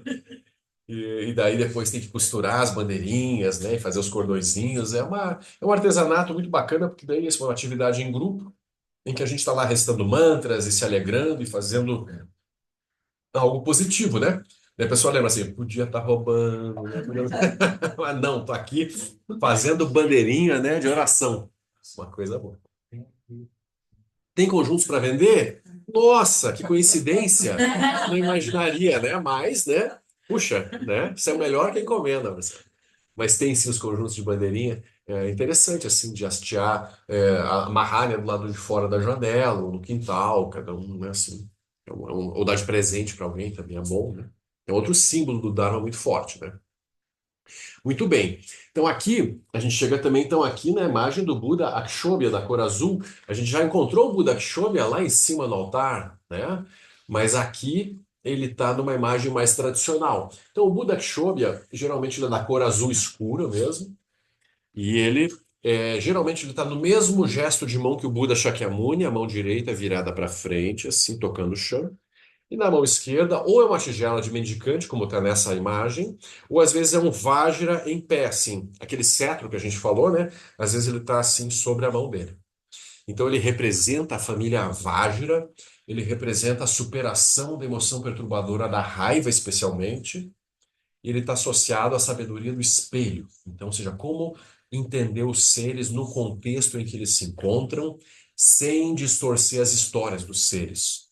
Apenas receber, né, assim, os relatos e acolher aquilo de modo perfeito, sem distorcer, apenas refletindo tudo como um bom espelho.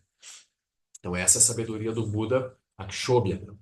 Então, ele tem a terra pura. Akshobhya significa o inabalável.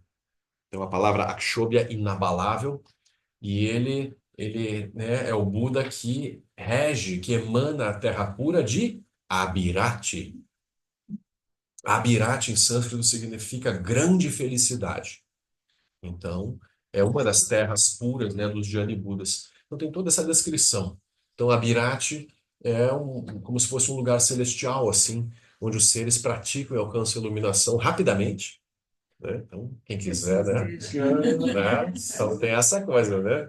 Inclusive a gente vai fazer um retiro de prática lá, viu? De 8 a 10 de novembro, a gente vai fazer um retiro de meditação. Quem quiser participar parcialmente, integralmente. Mas eu não sei meditar muito ainda, mas dá para aproveitar um pouco. A comida é boa, né? Encher o saco da meditação, vai caminhar lá, porque é lindo. Então, assim, não perde a viagem de jeito nenhum, né?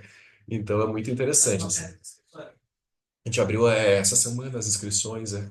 Então, assim, a gente vai conduzir, não vai ensinar as práticas detalhadamente, mas vai conduzir um pouco, sim, para dar um rumo, assim, para quem estiver participando. Quem nunca fez, né, assim, períodos mais longos de meditação, a gente vai começar às 5:30 da manhã no sábado, né, e vai até de noite. Então, claro que tem intervalos, pode comer, pode escovar o dente, pode dormir depois, não desde que não ronque. Não, brincadeira, pode roncar também. Mas já tem alojamento novo lá, tudo chique, né? Chique nórdico. Pode roncar, mas o vizinho vai reclamar. Pode ser que alguém, né, dê um cutucão assim, né? Então, para praticar mais, né? Então a gente precisa praticar. Então, já pratica aqui na Sangha, né? Vem nos grupos de estudo e meditação. A gente vai ampliando essa visão, né? Quem quiser. E aí essa simbologia toda lá também está muito clara, né? Também você vê lá, né? As imagens, as pinturas, tudo vai ficando mais característico, assim, né? Mostrando como o budismo é rico de simbologia. E aí nem entramos na roda da vida ali. A roda da vida é uma simbologia complexíssima, né? Dá um curso inteiro, né? Dá um curso. Exatamente, curso. Façam. O Daniel ofereceu aqui já uma vez um curso sobre a roda da vida, né? A gente também já ofereceu. A gente está estudando agora, O começamos livro agora. tem um livro completo. Livro lindo, maravilhoso, cheiroso, também cheio de imagens fantásticas. Aquele livro, tem que ter, Uma né? arte. Não é baratinho, mas é um livro que tem que ter em algum momento, porque essas imagens todas estão lá fotografadas lá do Templo de Viamão. Então, o Templo de Viamão, Aí depois ir para Viamão. vale a pena. Que o templo lá foi assim, foi pintado por uma artista brasileira, a Tiffany Gyatso.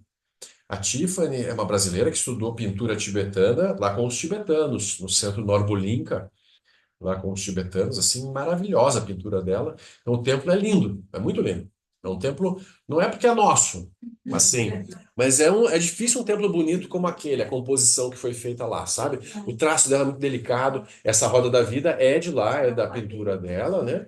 Detalhe do pessoal no Reino Humano fazendo churrasquinho, namorando. E tem essas coisas também, né? Quando você olha o Reino Humano lá em cima, tem uns detalhes modernos, assim, né? Churrasquinho na laje, de biquíni ali, papapá, biquíni de fita adesiva, essas coisas, né?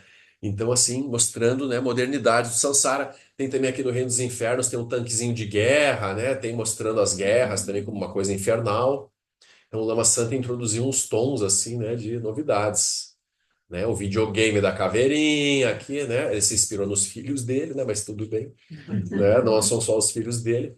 Esse aqui é um problema grave, né? As telas, tempo de tela, gente. A gente tem que fugir disso, né? E na roda da vida tem esse aspecto maravilhoso. O Buda lá fora apontando para a lua, que representa a mente pura, a mente primordial. Galera, saiam da roda, vão para a lua. Não, não, não Space X, não. Vão para a lua, assim, né? No sentido figurativo, né? E aí vão para as terras puras, saiam da confusão dos seis reinos da roda da vida. Aí tem a descrição dos reinos. Aí tem o Maharaja, que é essa figura maravilhosa aqui que segura a roda, que representa a impermanência, representa, né, assim, a força, né, do aperto da roda da vida, que é difícil de sair, né? Então é como se a gente estivesse na mão dele, na mão do karma, do condicionamento. Mas é possível sair, né, pelos ensinamentos. E lá no centro da roda, os três venenos, né, javali, gado e cobra. Ignorância, desejo e raiva. Precisa superar, né? Então, esse é um estudo que tem que fazer em algum momento também. Estudar a roda da vida em detalhes, que está sendo Terça-feira, 19. terça-feira à noite, né? Quem puder, né? Então, muito bom. E cursos assim também, às vezes, né? Imersões, né? De passar o dia olhando a roda da vida. Muito bom também. Tem também um retiro do Lama que ele deu, está lá na Ação Paramita, falando da roda da vida. Recente agora, acho que foi ano passado. Maravilhoso. O Lama Santen teve muitos anos que ele era só a roda da vida. Não tinha um ensinamento que não fosse com a roda da vida de base, assim. Final dos anos 90, começo dos anos 2000, era só roda da vida, assim. Aquilo foi até o Lama escrever o livro em 2010, foi publicado o livro Roda da Vida.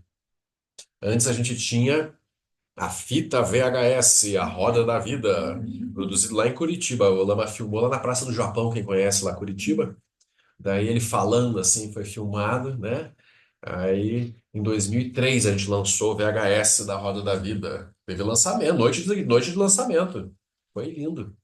Televisão, videocassete e a gente passando a VHS. Depois vieram os DVDs, modernidade, assim, né? Veio o DVD em cima e Roda da Vida foi indo, né? E tem os textos dessa época, todas as transcrições também dos retiros que o Lama dava, especialmente sobre os 12 elos da originação dependente.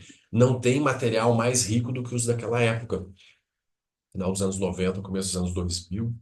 Então, claro que no livro tem, assim, o resumo da coisa, mas aí tem transcrições detalhadas dos 12 elos que vale a pena estudar, assim, apostilas, assim, bem ricas, assim, de conhecimento, né? Entender os 12 elos, que descrevem como que a gente vai se perdendo no samsara, né? Como é que a gente fica girando, como é que de ignorância da confusão básica a gente chega até decrepitude e morte e retoma o ciclo, e retoma o ciclo, e vida após vida vai girando, né? Naquela roleta do samsara, assim, né? Terrível. Não precisa sair. Muito bem.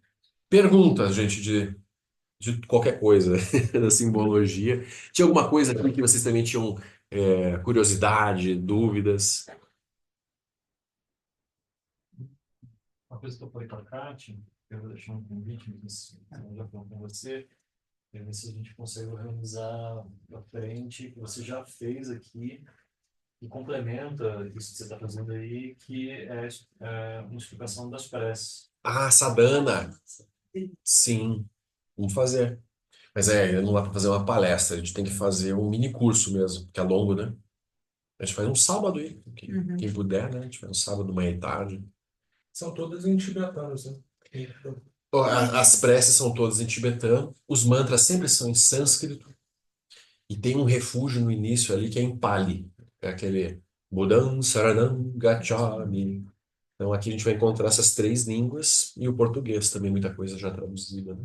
Mas a maior parte, veja, não é o tibetano em si, é uma transliteração do tibetano, né? Então, assim, são sons aproximados do que seria em tibetano.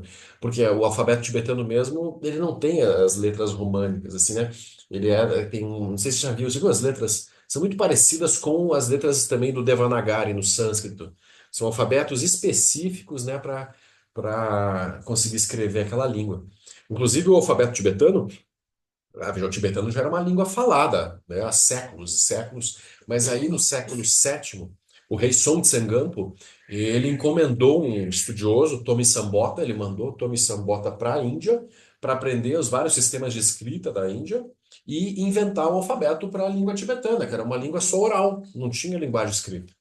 Daí foi criado no século VII. E aí esse Tomi Sambota criou a partir do budismo. Então, todo o alfabeto. Por isso também a importância das imagens, né? Por uma população que não tinha, não ia ler texto, Exatamente. né? Você É, bate o olho, você já deu o com ensinamento. certeza. Os símbolos visuais, eles são muito fortes, né?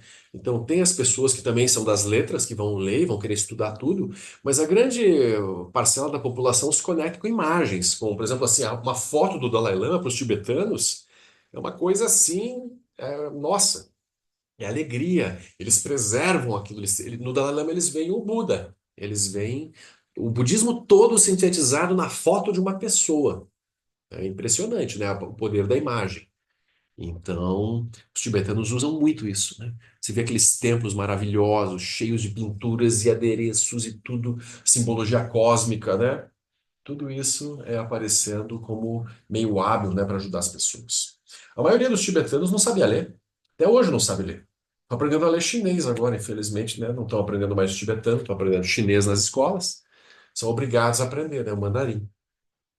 Marcelo, me surgiu uma questão agora, que na verdade foi uma amiga minha que perguntou, assim, a gente falando sobre essas figuras das deidades e cada detalhe, digamos assim, né, cada detalhe representando uma determinada qualidade, uma determinada... Como que você vê, assim, como que surgiram essas imagens, assim? Você Sim. tem alguma... Sim, veja, o nível Sambhogakaya, que é o nível das deidades, ou seja, o Buda Dharmakaya não tem forma, né? Ele não tem forma, é atemporal. O Sambhogakaya é o surgimento, né, dos 5 Dhyani Budas e todas as mandalas correspondentes, das 5 famílias principais e todas as infinitas deidades que pertencem às 5 famílias. Isso surge no Sambhogakaya como um meio hábil para ajudar os seres. Quem são os seres que conseguem ver o Sambhogakaya? São os seres que são bodhisattvas avançados no caminho, que enxergam diretamente o Sambhogakaya, assim como a gente enxerga o Nirmanakaya, o Buda comum, o Buda em corpo humano. Então, o nível sutil, ele é um nível visto diretamente pelos mestres. Mestres e mestras, yogas e yoginis realizados. Então, aquilo nas experiências visionárias deles, daí depois eles descrevem aquilo. Então, tem muitos relatos, por exemplo, mesmo mestres modernos, recentes, né, eles têm as descrições deles do Sambhogakaya, daí eles escrevem novas sadhanas de implementação de prática. Por exemplo, o próprio Trungpa Rinpoche, que morreu em 87, Trungpa, ele recebeu a sadhana do Mahamudra dele num retiro, acho que foi no Butão, diretamente acho que foi Ashi Tsogyal que ditou para ele. Você vai ler a biografia de Dudjom Limpa. Dudjom Limpa, o tempo todo ele convivia com as deidades, assim, ele conversava e trocava, e Avalokitesvara dava ensinamento direto para ele. Mas isso não é só simbólico, isso não é simbólico. Isso, no mundo deles, é literal, eles veem as coisas. Assim como a gente vê corpos humanos, eles veem os seres iluminados. Ah, mas os seres iluminados então existem enquanto entidades separadas, dualistas? Aí não. As deidades surgem inseparáveis do observador que vê as deidades. Então, lembrando Prajnaparamita, o Buda nem existe mas também não inexiste nem a negação de ambos e nem uma mistura de ambos. Ou seja, as deidades estão numa região que não é nem existente nem inexistente, que é, na verdade, onde todos os fenômenos repousam, que é a liberdade original, que não é uma coisa nem uma não coisa. Agora deu um nó, né? Mas aí que fica bom, fica o gostinho, tem que se dar prática na paramita, que vai ajudar a gente a entender isso. É complexo, mas é como o Buda explica a realidade. O Buda vai dizer assim, esse mundo que vocês veem, ele nem é real separado de vocês, e nem ele é apenas imaginação de vocês. Então não está nem fora, nem dentro, e nem no meio. Então onde é que está o mundo conforme a gente percebe e experimenta? Boa pergunta, hein? Isso é uma coisa para passar o final de semana, né? Então, para ajudar a ver isso, a pessoa pensa assim, tá, mas onde é que está minha mente? Deixa eu começar com uma coisa mais fácil. Em vez de pensar no mundo todo, onde é que está minha mente? Onde é que está a minha mente? Está dentro? Está fora? Se eu vejo coisas lá fora, então minha mente está lá fora. Mas, não, mas eu também tenho coisas internas que eu processo, pensamentos, emoções. Então, está dentro, está fora, está na interface entre o dentro e o fora. Então a gente deveria investigar os fenômenos, né? Isso é vipassana, isso é prajna paramita. É isso que vai nos levar a libertar a mente da sensação de realidade das coisas. Porque, por exemplo, se eu olho para os símbolos budistas e me apego a eles como coisas reais, aí eu começo a me fixar, a defender os símbolos. Daqui a pouco eu estou matando alguém que não cuida direito das tigelinhas. A gente pode entrar em guerras religiosas quando eu me apego aos símbolos da religião. E a ideia no budismo não é se apegar a nada, é justamente se libertar de todos os apegos. Então a gente treina com os objetos do Dharma, você vê que você constrói luminosidade em cima dos objetos. Uma tigelinha metálica, que poderia ser uma coisa sem menor sentido, começa a se tornar algo cheio de significado. Eu construo narrativas, histórias, e aquilo começa a gerar mundos, que é o que a gente faz o tempo todo nas nossas vidas. A gente está construindo mundos o tempo todo, né? A gente é o co-criador da nossa realidade, né? Então, não depende só da gente, porque também, obviamente, tem fatores, né, externos no sentido da sociedade, da família, do corpo, da genética, da alimentação, mas a gente vai juntando isso tudo e vai criando, né, interpretações e mundos internos. E aí o Buda nos ensina como esses mundos criados, a gente não está preso de verdade nele. Então isso nos permite alcançar a liberação da raiva, do medo, do desejo, do apego, dos ciúmes, da inveja, da preguiça, da carência, do orgulho. Ou seja, esses mundos, né, que geram sofrimento, a gente consegue, né, passear por eles e atravessá-los. Só que para fazer isso tem um treinamento em geral, tem uma persistência da fixação no karma. Mesmo sabendo da vacuidade das experiências, a gente ainda segue, né, se comportando como se as coisas fossem reais e sólidas. Coisas pequenas nos incomodam, nos afetam, né? Alguém não nos trata com o devido respeito, a gente já fica meio assim, né? Você sabe com quem que você está falando, né? Então a gente vai quebrando, né, assim, a solidez do samsara progressivamente. Por isso precisa do caminho, precisa das práticas, né? E vão treinando progressivamente, não de uma única vez, né? Muito bem, gente. Acho que por hoje tá bom, né? Uma sexta-feira, véspera de feriado. Quem vai viajar amanhã? Feriado de sábado. Feriado de sábado, né? Mas pelo menos quem trabalha sábado não vai precisar trabalhar. Trabalha amanhã? Eita. Hã? O quê?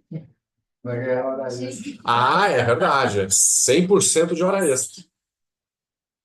Né? Pior que a maioria das empresas hoje em dia, não, depois você compensa essas horas, né? Você tira um outro dia, né? Mas tá bom, gente. Então, relembrando, bom, a maioria já conhece aqui os horários de prática, mas aqui a gente está com prática regular, então na segunda-feira à noite tem um estudo, não. Não, é até a quinta. Terça-noite? Quarta, 3 horas. Quarta, É, 3 horas. oferecendo comensurados. Uhum. 4 comensurados. 4 comensurados. Quarta-noite, Nick. Está estudando? Começamos o Meditando da Vida. Recomeçando um novo. Ó, é muito bom o Ciclo no Meditando a Vida, que é um livro bem de base. recomeçou um novo E ciclo. quinta-feira, Daniel, terminando quando tudo se desfaz. Quando tudo se desfaz, Premachodron, muito maravilhoso também. Então tem 4 dias já com estudos fixos, né? Muito bom. Vamos lá, né?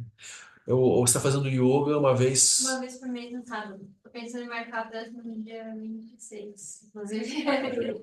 Perfeito, É. tá vendo? Olha aí. Tô fazendo assim, esporádico, né? Sim, quando dá, você marca um yoga, né? O sábado de tarde ou de manhã. De manhã. De manhã. É bem bom, assim, a gente começa umas 9, aí faz uma, quer dizer, eu acho bem bom, mas... Ó, prática de yoga. A gente faz uma prática de yoga e depois faz prática de meditação. Ah, E maravilha. aí o corpo tá assim. Perfeito. Muito bom. Muito, muito bom, é. Solta um pouco tudo, né? E vai ajudando a concentrar. Quando senta, já tá bem. Natural sentar depois da prática de yoga. Uma prática de yoga bem focada no relaxamento, assim, então, que geralmente costuma ser uma etapa difícil. Assim. O relaxamento é a coisa mais difícil do yoga, né? Fazer as posturas com relaxamento, né? E é pré-requisito para meditar bem. Uhum. Olha que não é, só meditar, sentar e meditar. Começa a ver que tem pré-requisitos, né? Para não ficar se debatendo só, né? Então, se a pessoa não aprender a respirar e soltar mesmo corpo, energia e mente, e o Zen usa uma expressão bonita assim, né? Bem isso, né? Soltar corpo e mente. Meditar é isso apenas. Sentar e solte tudo. Solte quem você acha que é. Solte aquilo que o lugar onde você acha que você está, aquilo que você acha que tem. Solte, solte, solte, né? É uma instrução fundamental. O yoga prepara muito bem, né? Maravilha. Então, muitas coisas boas. E é isso, vamos indo. O sangue de Juiz de Fora, aos pouquinhos, né, vai retomando, né, as pessoas, né, com esforço contínuo, né, dos heróis da resistência, né? Então, muitos anos, né, o pessoal segurando aí a bandeira do Dharma. E aí, com a Virate aqui pertinho, também agora tem mais oportunidades de cursos, de retiros, Pô, quer passar um domingo bom, é só dizer, ó, tô indo aí, pode ir? Pode, lá a porteira é aberta, pode ir. Né? Um lugar maravilhoso para ficar um pouco, praticar, leva um lanche, né? Uma coisa assim. A única coisa a gente pede para não levar bebida, né? Álcool e carne lá. Né? Tipo, lá mais alimentação vegetariana, melhor, assim, né? Combina mais com não prejudicar os seres. Mas também a gente não é radical, assim, nas casas as pessoas, né, comem, claro, mas no ambiente do SEB a gente tem esse cuidado, assim, um pouquinho com os seres todos. Tá bem? Que os méritos deste encontro se expandam e toquem a todos. Que o Mestre Universal da Paz e da Compaixão, Sua Santidade, o Dalai Lama, juntamente com todos os mestres de todas as tradições que veiculam esta mensagem, tenham longa vida. Que todos estejam a salvo de gerar pensamentos negativos, o obstáculo mais destrutivo. Que estes pensamentos nunca surjam em nossa mente e que todos os seres também estejam livres de pensamentos negativos. Ken lo cho song rain lo che zam ling sa song cha par tro jo chop song nan wadam medrau do song ele show. Obrigada. Boa noite, obrigado, gente. E aí a gente vai ter acesso à gravação? Pode passar por Isso, eu vou colocar no YouTube, depois eu vou mandar o link. Ah, que bom. Daí fica um videozinho no YouTube, né? Então me diz lá, qual é o nome daquele cara vermelho ali? Qual O deles? vermelhinho de baixo. Esse é o bravo ou o O bonzinho? bravo. O bravo é Guru Drakpo. Guru. Guru Drakpo. Uma das emanações iradas de Padmasambhava. Para determinar ele é bem fácil, ele tem um escorpião numa das mãos. Ah, Guru Drakpo. Tem práticas específicas de Guru Drakpo. Aquele que tá na capa do Louca Sabedoria, ele se põe. Aquele é Dorje Drolo. Dorje Drolo, que é uma emanação irada de Padmasambhava no Tibete. Ele representa a louca sabedoria mesmo. Né?